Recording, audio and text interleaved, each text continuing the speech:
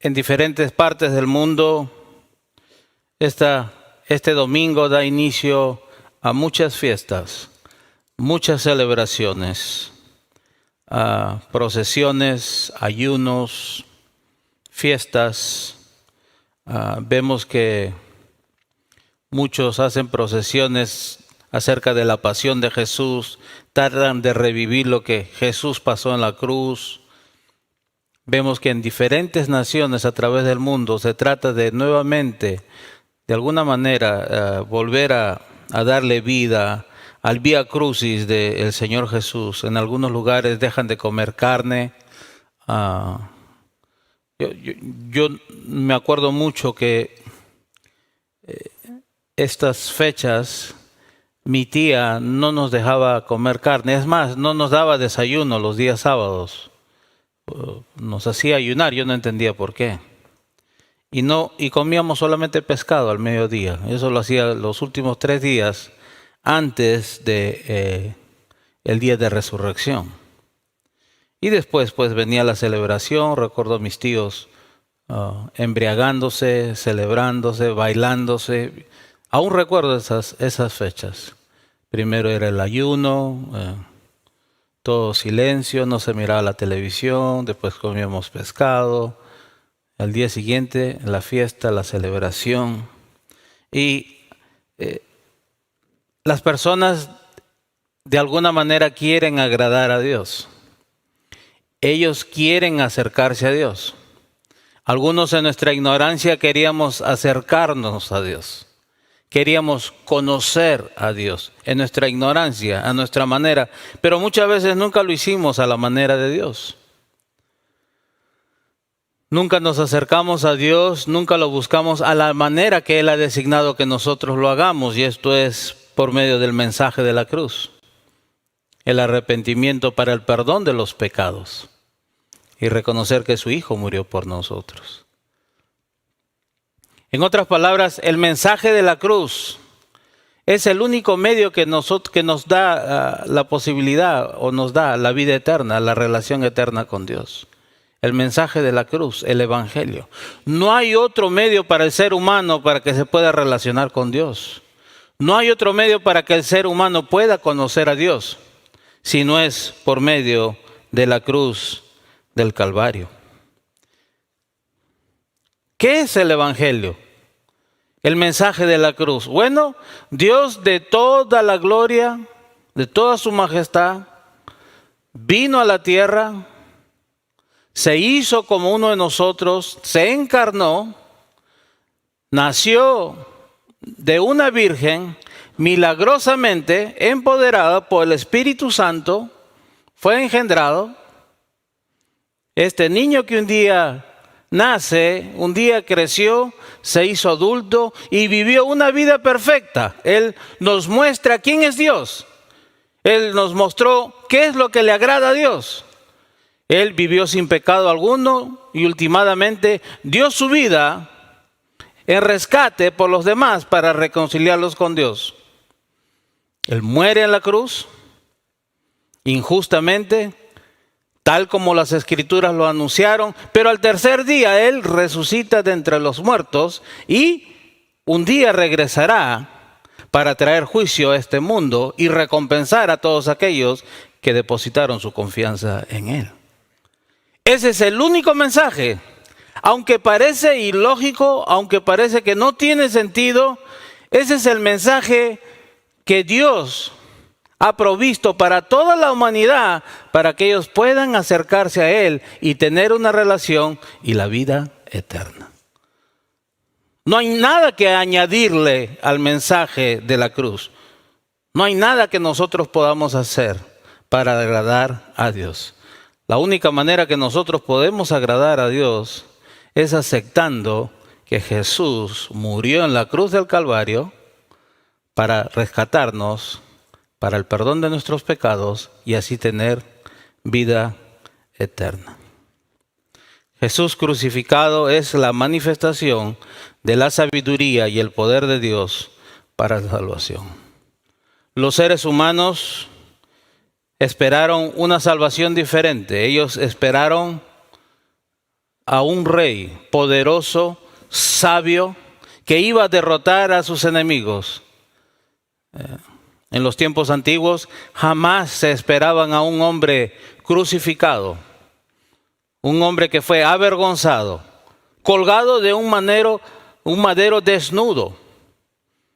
Ellos jamás se imaginaron que la salvación vendría de esa manera. Pero según las Escrituras, Jesús crucificado es la manifestación de la sabiduría y el poder de Dios para salvación. Y ese es el mensaje que Dios quiere que todos nosotros aceptemos si queremos conocerle y queremos tener una vida eterna con Él. La iglesia de Corintios, una iglesia en Grecia, ellos eran conocidos por ser personas atraídas por la filosofía, la sabiduría. Ellos querían sabiduría, ellos se peleaban por sus líderes, por los sabios de aquellos tiempos, por los hombres sabios en las iglesias. Y el apóstol Pablo quiere aclararles a ellos que la sabiduría que ellos quieren añadir a su salvación es una pérdida de tiempo.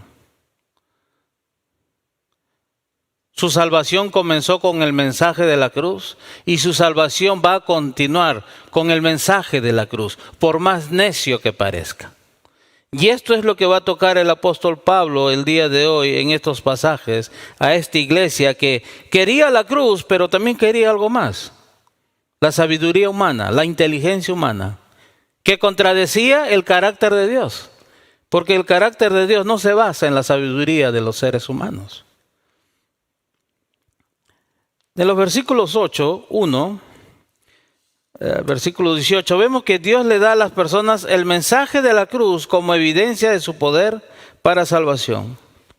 Los seres humanos quieren evidencia, los seres humanos quieren que Dios se manifieste. Si yo no veo, no creo. Dios tiene que decirme, Dios tiene que mostrarme, porque si yo no veo, yo no escucho, yo no creo. ¿Y qué mensaje o qué evidencia les da el Señor? La cruz, el evangelio, las buenas noticias. Esa es la evidencia de Dios, la evidencia de su poder, no solamente su poder, sino su poder para salvación. La cruz del Calvario. Note el capítulo 1, versículo 18 de 1 Corintios, dice, porque el mensaje o la palabra de la cruz es necedad para los que se pierden. Es una burla para las personas que no tienen una relación con Dios y para nosotros también en el pasado. Esto era una tontería. El evangelio, la salvación. Nosotros nos reíamos en un pasado del evangelio, de la salvación y de Dios. Este mensaje, dice el Pablo, es necedad para los que se pierden. Note cómo el apóstol Pablo divide a la raza humana en dos partes. A los que se están perdiendo, quiere decir que van a vivir lejos de la presencia de Dios por la eternidad. Y más abajo vemos que a los que se están salvando por haber creído en el mensaje. La raza humana se divide en dos partes desde la perspectiva del apóstol Pablo. Aquellos que se están perdiendo, aquellos que dicen que este mensaje de salvación es necio, es una tontería, es una burla, y aquellos que han aceptado el mensaje de salvación. Esto no tenía sentido para las personas. Decirle a las personas que una persona crucificada, burlada, vencida por sus enemigos pueda darle la salvación a otras personas. Según la sabiduría de los hombres, esto es una tontería.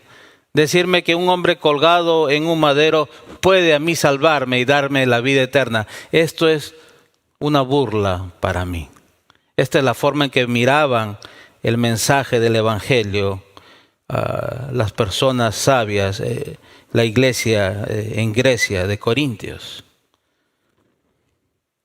Versículos 22 y 23 dice, porque en verdad los judíos piden señales y los griegos buscan sabiduría, pero nosotros predicamos a Cristo crucificado, piedra de tropiezo para los judíos y necedad para los gentiles.